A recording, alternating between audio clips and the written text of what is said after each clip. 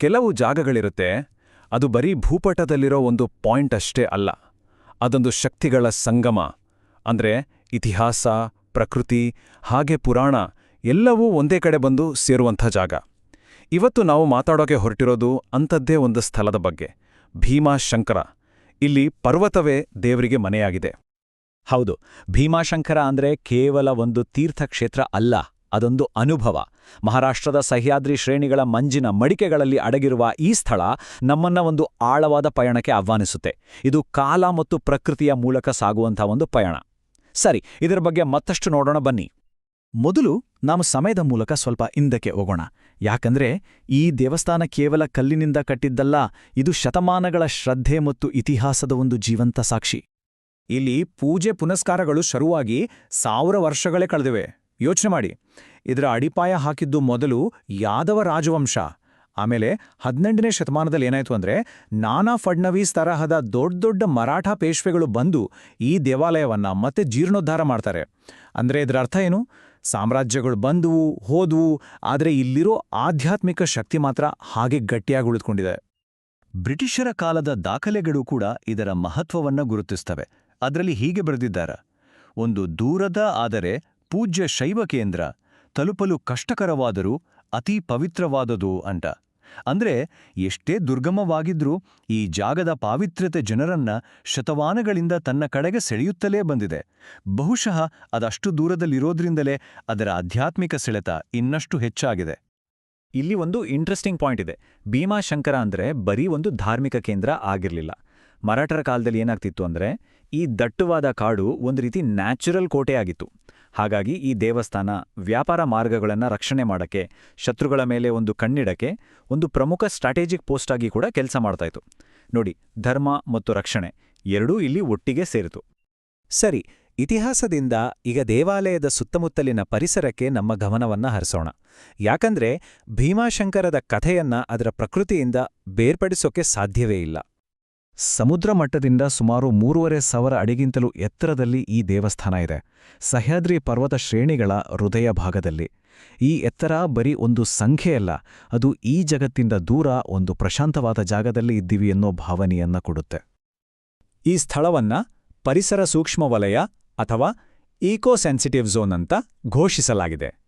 ಅಂದ್ರೆ ಇಲ್ಲಿರೋ ಪರಿಸರ ವ್ಯವಸ್ಥೆ ತುಂಬಾ ಸೂಕ್ಷ್ಮವಾಗಿದೆ, ಅದನ್ನ ರಕ್ಷಿಸೋದು ನಮ್ಮೆಲ್ಲರ ಜವಾಬ್ದಾರಿ. ಇದೊಂದು ರೀತಿ ಪ್ರಕೃತಿಯೇ ಪವಿತ್ರವಾಗಿರೋ ಸ್ಥಳ. ಇಲ್ಲಿನ ಆಧ್ಯಾತ್ಮಿಕ ಪಾವಿತ್ರ್ಯತೆ ಅದರ ನೈಸರ್ಗಿಕ ಶುದ್ಧತೆಯ ಜೊತೆ ನೇರವಾಗಿ ಬೆಸೆದುಕೊಂಡಿದೆ. ಅಷ್ಟೇ ಅಲ್ಲ, ಈ ಶ್ರೀಮಂತ ಪರಿಸರ ಒಂದು ವಿಶೇಷವಾದ ಪ್ರಾಣಿಗೆ ಮನೆಯಾಗಿದೆ. ಅದು ಮಹಾರಾಷ್ಟ್ರದ ರಾಜ್ಯ ಪ್ರಾಣಿ ಶೆಕ್ರು ಅಥವಾ ಭಾರತೀಯ ದೈತ್ಯ ಅಳಿಲು. ಈ ಸ್ಥಳದ ಪ್ರಾಕೃತಿಕ ಸಂಪತ್ತಿಗೆ ಇದೊಂದು ಸುಂದರ ಉದಾಹರಣೆ. ಈ ಪರ್ವತ ಅಂದ್ರೆ ಬರೀ ಕಲ್ಲು ಮಣ್ಣಿನ ರಾಶಿ ಖಂಡಿತ ಅಲ್ಲ, ಇದೊಂದು ಜೀವಂತ ಜಗತ್ತು. ದಟ್ಟವಾದ ಕಾಡುಗಳು, ಅದೆಷ್ಟೋ ಜಲಪಾತಗಳು, ಮತ್ತೆ ಎಲ್ಲಕ್ಕಿಂತ ಮುಖ್ಯವಾಗಿ ದಕ್ಷಿಣ ಭಾರತದ ಪ್ರಮುಖ ನದಿಗಳಲ್ಲಿ ಒಂದಾದ ಭೀಮಾ ನದಿ ಹುಟ್ಟೋದೇ ಇಲ್ಲಿ. ಆದರೆ ಒಂದು ನದಿ ಇಲ್ಲಿ ಹೇಗೆ ಹುಟ್ಟೋಕ್ ಸಾಧ್ಯ? ಆ ಪ್ರಶ್ನೆಗೆ ಉತ್ತರ ನಮಗೆ ಮುಂದೆ ಸಿಗುತ್ತೆ. ಸರಿ, ಈಗ ದೇವಾಲಯದ ಭವ್ಯತೆಯಿಂದ ಯಾತ್ರಿಕರ ದೃಷ್ಟಿಕೋನಕ್ಕೆ ಬರೋಣ. ಇಲ್ಲಿಗೆ ಭೇಟಿ ನೀಡಿದ್ರೆ ಪಯಣ ಹೇಗಿರುತ್ತೆ ಮತ್ತೆ ಏನೇನೆಲ್ಲ ನಿರೀಕ್ಷಿಸಬಹುದು? ದೇವಸ್ಥಾನದ ಒಳಗೆ ಹೋದ್ರೆ ಜ್ಯೋತಿರ್ಲಿಂಗ ಇರೋ ಪ್ರಶಾಂತವಾದ ಗರ್ಭಗುಡಿ ಇವೆ. ಅಲ್ಲಿ ಆ ದೈವಿಕ ಶಕ್ತಿಯನ್ನ ಅನುಭವಿಸ್ಬೋದು. ಮರಾಠರ ಕಾಲದ ವಾಸ್ತುಶಿಲ್ಪವನ್ನ ತೋರಿಸೋ ಸಭಾಮಂಟಪವಿದೆ. ಅದರ ಜೊತೆಗೆ ಹನುಮಾನ್ ಸರೋವರ ಮತ್ತು ಗುಪ್ತ ಭೀಮಾಶಂಕರದಂತಹ ಸ್ಥಳಗಳು ಆಧ್ಯಾತ್ಮಿಕ ಶಾಂತಿಯನ್ನ ಹುಡುಕುವವರಿಗೆ ಹೇಳಿ ಮಾಡಿಸಿದ ಜಾಗಗಳು. ಒಂದು ವೇಳೆ ಇಲ್ಲಿಗೆ ಭೇಟಿ ನೀಡೋ ಪ್ಲಾನ್ ಇದ್ರೆ ಕೆಲವು ಪ್ರಾಕ್ಟಿಕಲ್ ಟಿಪ್ಸ್. ಅಕ್ಟೋಬರ್ನಿಂದ ಫೆಬ್ರವರಿ ನಡುವೆ ಹವಾಮಾನ ತುಂಬಾ ಚೆನ್ನಾಗಿರುತ್ತೆ. ಇಲ್ಲಿ ನಡೆಯೋದು ಜಾಸ್ತಿ ಇರೋದ್ರಿಂದ ಜಾರದೇ ಇರೋ ಶೂಗಳನ್ನು ಹಾಕೋದು ಬಹಳ ಮುಖ್ಯ. ಮತ್ತು ಸುರಕ್ಷತೆ ದೃಷ್ಟಿಯಿಂದ ಸೂರ್ಯ ಮುಳುಗಿದ್ಮೇಲೆ ಕಾಡಿನಲ್ಲಿ ಅಡ್ಡಾಡೋದು ಬೇಡ. ಹತ್ತಿರದ ದೊಡ್ಡ ಸಿಟಿ ಅಂದ್ರೆ ಪುಣೆ ಸುಮಾರು 125 ಕಿಲೋಮೀಟರ್ ದೂರದಲ್ಲಿದೆ. ನಾವು ಇತಿಹಾಸ ನೋಡಿದ್ವಿ, ಭೂಗೋಳವನ್ನು ನೋಡಿದ್ವಿ.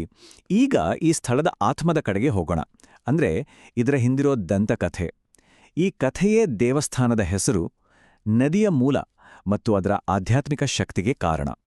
ಈ ದೇವಸ್ಥಾನದ ಅಸ್ತಿತ್ವದ ಮೂಲ ಇರೋದು ಬರೀ ಇತಿಹಾಸದಲ್ಲಿ ಅಲ್ಲ, ಅದು ಶಿವಪುರಾಣದಂತಹ ಪ್ರಾಚೀನ ಗ್ರಂಥಗಳಲ್ಲಿ. ಈ ಕಥೆಯೇ ಈ ಜಾಗದ ಪ್ರತಿಯೊಂದು ಅಂಶಕ್ಕೂ ಒಂದು ಅರ್ಥವನ್ನ ಕೊಡುತ್ತೆ. ಕಥೆ ಹೀಗೆ ಶುರುವಾಗತ್ತೆ. ತ್ರಿಪುರಾಸುರ ಅಂತ ಒಬ್ಬ ಭಯಂಕರ ರಾಕ್ಷಸ ಇಡೀ ಜಗತ್ತನ್ನೇ ತನ್ನ ಹಿಡಿತದಲ್ಲಿಟ್ಕೊಂಡಿದ್ದ.